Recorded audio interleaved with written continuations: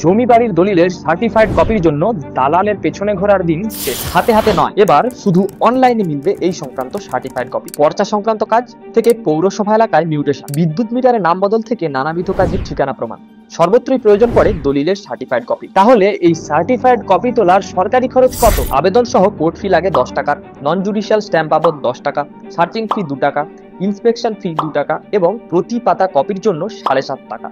মানে একটা certified copy তুলতে লাগার কথা 150 থেকে 200 টাকা। সেখানে এক শ্রেণীর অসাধু চক্র কারোর কাছে 1000-2000, আবার কারো কাছ থেকে 5000 টাকা বিলে নেয়।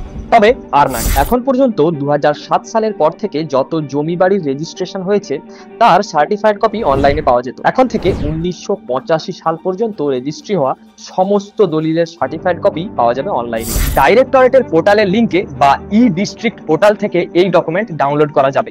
নাও সাইনিং অফ।